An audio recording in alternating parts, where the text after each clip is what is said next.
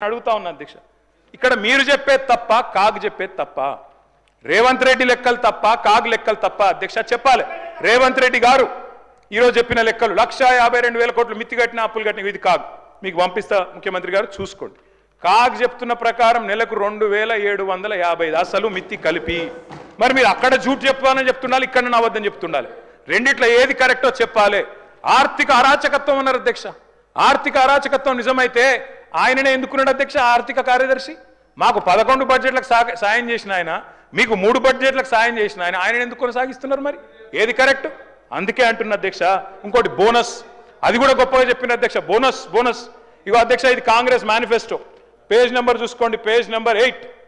ఏం చెప్పిన అధ్యక్ష ఈ మేనిఫెస్టోలో వరి ధాన్యం మద్దతు ధర 2183 దేంది మద్దతు ధర ఇది దొడ్డు వడ్లది 2183 అంటే దొడ్డు వడ్లు దొడ్డు వడ్లకు మీరేం చెప్పినారు 500 కలిపి 2683 ఇస్తామని చెప్పినారు ఇచ్చిండ్రా మీరేం చెప్పిన మొక్కజొన్న 1670 కలిపి 2200 ఇస్తాం కందులు 6300 6700 ఇస్తాం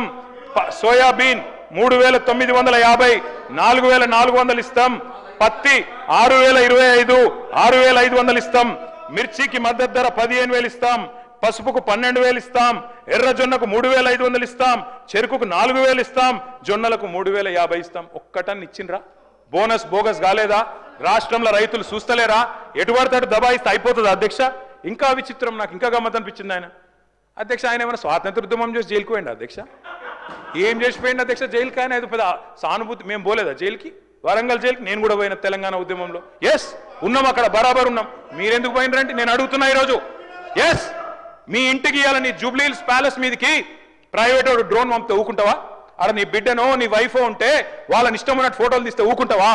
ఎవరి ఇళ్లలో పడతా వాళ్ళ ఇళ్ళ దొరబడతా నా ఇష్టం ఉన్నట్టు చేస్తా అరాచకం చేస్తా అంటే ఊకుంటారా అధ్యక్ష ఇది పద్ధతేనా అధ్యక్ష అంటే మీ కాడికి వచ్చేవరకే కుటుంబాలు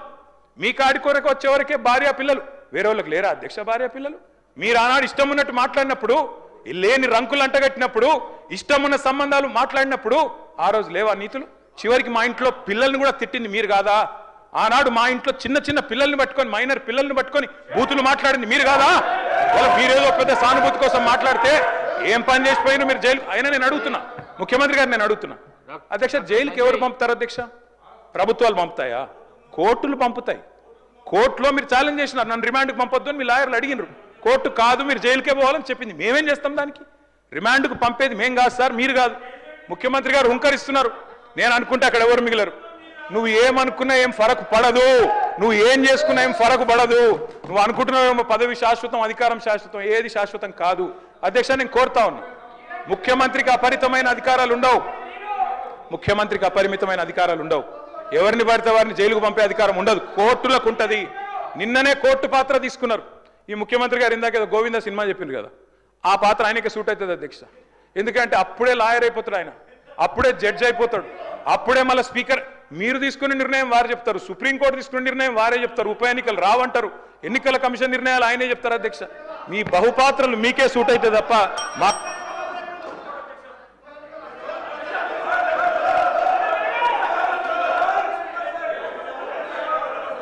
సార్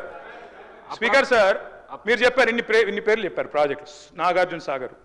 శ్రీశైలం మంజీరా మొత్తం కాంగ్రెస్ కట్టిన ప్రాజెక్టుల లిస్టులు అని చెప్పారు నేను అడుగుతా ఉన్నది ఎస్ నిజం ఎస్ నేను కాదని లేదు కదా 50 ఏళ్ళ అధికారం ఇచ్చినప్పుడు ఆ మాత్రం కట్టాలి కదా కట్టపోతే కూడా బాగుండదు కదా కట్టిండ్రు మరి 2014 ముందు లేవా ఇవన్నీ 2014 ముందు వానలు పడలేదా 2014 ముందు ప్రాజెక్టులు లేవా మరి అప్పుడు ఎందుకు వండలేదు పంటలు ఎందుకో కేసీఆర్ ప్రభుత్వం వచ్చినాకనే వండినాయి ఇవాళ ఎట్లా మాట్లాడతారండి సూర్యాపేట జిల్లాలో రేవంత్ రెడ్డి గారు సూర్యాపేట జిల్లాలో దయచేసి మీరు వినాలి రేవంత్ రెడ్డి గారు నేను ఒక మాట అంటాను మీరు నేను చెన్నై మీటింగ్కి పోయినాం అక్కడ మీరు ప్రతిపాదన పెట్టిండ్రు పెడితే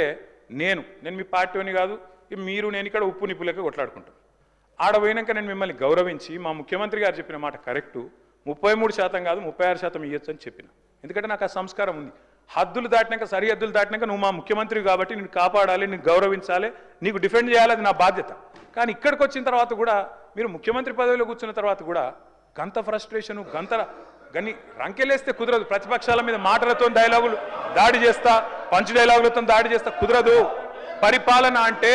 పంచ్ డైలాగులు కాదు పరిపాలన అంటే ఇప్పుడు మీరు చెప్పిన కష్టాలన్నీ ఉంటాయి